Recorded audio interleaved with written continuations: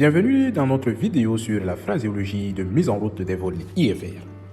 Mesdames et messieurs, aujourd'hui nous allons entrer dans le vif du sujet à travers un dialogue interactif entre un pilote et un contrôleur de la circulation aérienne.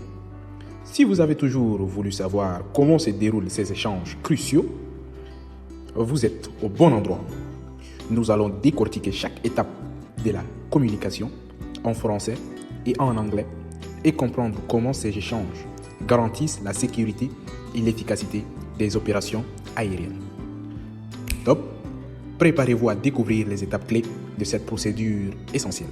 Lorsque le pilote est prêt à décoller, la première étape est de checker sa communication avec la tour de contrôle. Est-ce que la communication elle est claire? Est-ce qu'il reçoit le contrôleur à 5 sur 5 et le contrôleur le reçoit à 5 sur 5? Cela peut se passer de plusieurs manières. Entre autres, le pilote peut demander les paramètres de vol, il peut demander l'heure exacte et d'autres moyens aussi. Par exemple, le pilote Syntex prévol Rapidair 3245 demande paramètres pour le départ. Syntex, c'est la station, c'est l'aéroport où l'avion se trouve. Rapidair 3245, c'est l'indicatif de l'appareil. Rapidair 3245 demande paramètres pour le départ. L'ATC le répondra. Rapidair 3245, piste 36 droite, vent 240 degrés 10 nœuds, visibilité 5 km, température 16 degrés, QNH 1020, niveau de transition 6,0. Et le pilote devra collationner. Piste 36 droite, QNH 1020, Rapidair 3245. Le pilote peut collationner toutes les informations comme il peut collationner les informations importantes. Le pilote demande les informations nécessaires pour préparer le départ en toute sécurité. C'est ça les paramètres de vol. Le contrôleur fournit les détails sur la piste, les conditions météorologiques, la pression au niveau de la mer et le niveau de transition qui est utilisé pour passer des altitudes au niveau de vol. En anglais, pilot, Syntex delivery, Rapidair 3245, request departure information. ATC can respond. Rapidair 3245, runway 36 right, wind 340 degrees, 10 knots, visibility 5 kilometers, temperature 16, QNH 1020, transition level 60.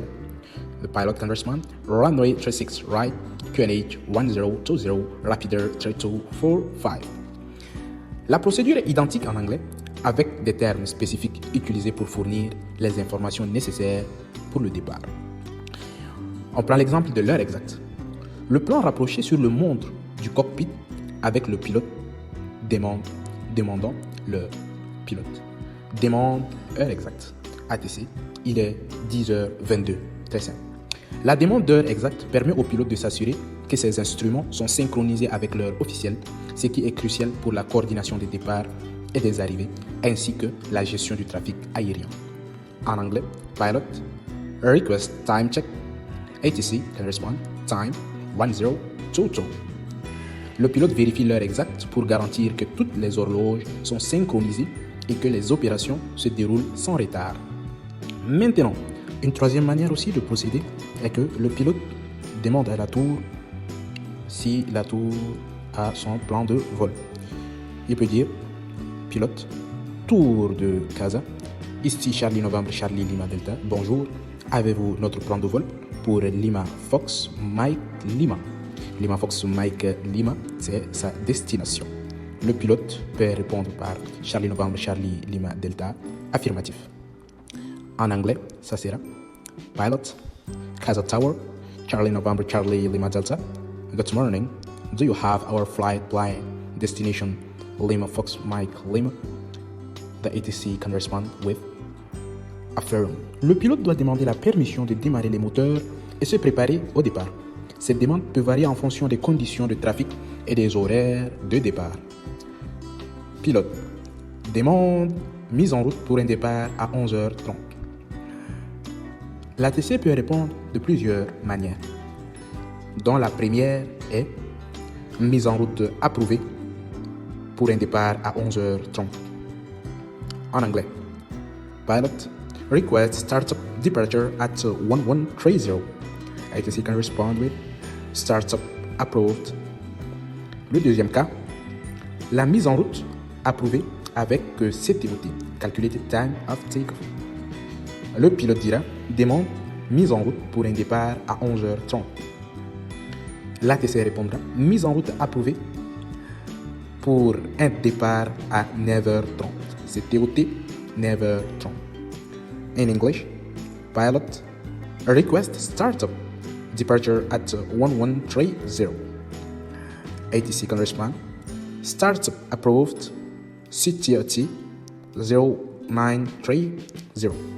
Le troisième cas, l'ATC peut donner une autre heure de mise en route. Le troisième cas, l'ATC peut donner une autre heure de mise en route prévue, différente de celle demandée par le pilote, à seule condition qu'il doit le justifier.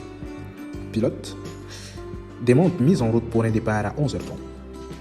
ATC prévoit mise en route à 15h05. Pilot request startup departure at 1130.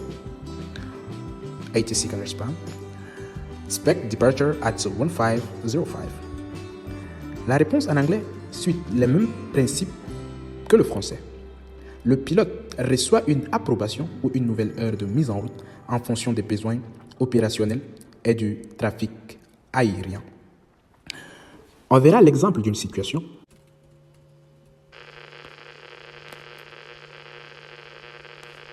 Pilote, Mérignac Tour, Rapidair 3245 en Delta 8, demande mise en route pour Lyon, information Lima.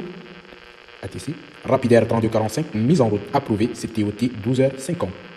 Pilote, Roger, mise en route approuvée, CTOT 12h50, Rapidair 3245. ATC, Rapidair 3245, rappelé préhaut, repoussage. In English, Pilot, Mérignac Tower, Rapidair 3245, stand Delta 8, request startup destination Lyon, information Lima. ATC, Rapidair 3245, startup approved, CTOT 1250. Pilot, Roger, startup approved, CTOT 1250, Rapidair 3245. ATC, Rapidair 3245, report, ready for pushback. Ici, si l'aéronef est parqué nose in, on lui dira report ready for pushback. Si l'aéronef est parqué nose out, on lui dira report ready to taxi. Exemple numéro 2. Pilote. Saint-Étienne Tour, Rapidair 3245, demande mise en route. Contrôleur. Rapidair 3245, prévoyez mise en route à 12h40. En anglais. Pilot. Saint-Étienne Tower, Rapidair 3245, request startup. ATC. Rapidair 3245, expect departure at 1240. Et voilà, nous avons couvert les principales étapes de la communication entre pilote et contrôle aérien lors des vols IFR, lors des départs des vols IFR.